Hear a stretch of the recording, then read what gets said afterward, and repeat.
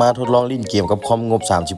39,990,000 กีบหรือ 60,000 บาทสำหรับท่านใดที่ต้องการเบิ่งสเปคแบบละเอียดให้เข้าไปเบิ่งทางเพจและทาง TikTok ของเขาได้เลยเพราะเขาจะอธิบายแบบละเอียดไว้ทาง TikTok และจะพิมพ์แบบละเอียดไว้ทางเพจแล้วราคาปกติของคอมเครื่องนี้แม่น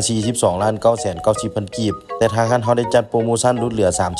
39,990,000 กีบหรือ 60,000 บาทราคานี้ได้เฉพาะเคสคอมบ่รวมจอและบ่รวมอุปกรณ์สินค้าเป็นมือหนึ่งล้วนประกัน3 เดือนสามารถซื้อเพิ่มเป็น6 เดือนหรือ1 ปีได้สินค้าเป็นมือหนึ่งล้วนแต่เขาขายในราคามือ2เขาก็เลยประกันให้น้อยแต่สามารถซื้อเพิ่มได้คอมเครื่องนี้ลิ้นได้ทุกเกมปรับกลางหาสูงในภาพ Full HD พักไลซาวคูพัน80บวกไลสดและสามารถลิ้น 2K และ 4K ได้การตั้งค่าของ GTA เขาจะปรับเป็น Very High ทุกอย่างเลยภาพเขาจะปรับเป็น Full HD พักไลซาวคูพัน80เฟรมก็ถือว่าตันเลย180 190เฟรมการ์ดจอและ CPU ยังทำงานบ่ฮอดเครื่องอันนี้เป็นโหมดออฟไลน์ถ้าลิ้นออนไลน์และไฟเอ็มเฟรมก็อาจจะล่วงลงไปเราจะมาลองเกมไซเบอร์พัง2077มื้อนี้เขาจะมาลองอยู่3เกมก็คือ GTA V ไซเบอร์พัง2077และ Far Cry 6ถ้า3เกมนี้ลิ้นได้เกมอื่นก็ลิ้นได้สบายเพราะว่า3เกมนี้ก็ถือว่ากินสเปคพอสมควรในยุคปัจจุบันเดี๋ยวเขาจะมาอธิบายสเปคคร่าวๆไปนำเพื่อบ่ให้เสียเวลาพร้อมครั้งนี้เปลี่ยนสีไฟและเปิดปิดไฟได้ตามใจเพราะเขามีกล้องควบคุมและรีโมทให้การตั้งค่าต่างๆของไซเบอร์พัง2077เขาจะปรับเป็น Full HD คือกันกราฟิกต่างๆเขาจะปรับสุดทั้งหมดเลยมาทันที่ตามเฟรมเฉลี่ยนํกันว่าจะได้จากเฟรม CPU ของคอมเครื่องนี้จะเป็น Intel Core i5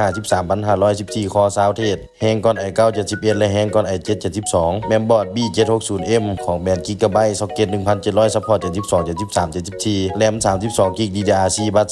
3616 GB 2 แถวแบรนด์ Corsair มีไฟ RGB งามๆเฟรมเฉลี่ยออกมาแล้ว150 160เฟรมถือว่าเล่นได้สบายกับเกมไซเบอร์พัง2077ปรับสุดต่อไปเราจะมาลองเกม Far Cry 6การ์ดจอ RTX 4070 12 GB แฮงก่อน RTX 3080 และแฮงก่อน RX 6800 XT SSD M.2 1 TB หรือ 1,000 GB ของแบรนด์ WD Blue Power Supply 850 วัตต์ 80 พาร์ทแบรนด์ D-Tech การตั้งค่าต่างๆของ Far Cry 6เขาก็จะปรับเป็น Full HD คือกันกราฟิกต่างๆเขาจะปรับสุดทั้งหมดเช่นกันมาทันที่ตามเฟรมเฉลี่ยนํกันว่าจะได้จากเฟรมเคสตู้ปลาฝาข้างใส่พร้อมพัดลม RGB 9 ตัวรุ่นดีปรับไฟได้ตัวระบายความร้อน CPU จะเป็นชุดน้ำ3 ตอนรุ่นดีมีหน้าจอสามารถเบิ่งอุณหภูมิหรือว่าใส่รูปต่างๆได้และสามารถเปิดปิดไฟได้หมดเครื่องเพราะเขามีกล้องควบคุมและรีโมทให้เรื่องความร้อนของคอมเครื่องนี้หายห่วงได้เลยเพราะทางห้านเขาจะเทสแบบละเอียดทุกครั้งก่อนลงขายเฟรมเฉลี่ยออกมาแล้ว110เฟรม120เฟรมก็ถือว่าลิ้นได้สบายกับ Far Cry 6 ปรับสุดก็ตามที่เขาบอกไปถ้า3เกมนี้ลิ้นได้เกมอื่นก็ลิ้นได้สบายสำหรับท่านใดที่สนใจสามารถติดต่อหาเพจ Mr. Boss จำหน่ายคอมพิวเตอร์หรือเบอร์ WhatsApp 58492042ช่อง TikTok ชื่อว่า Mr. Boss 584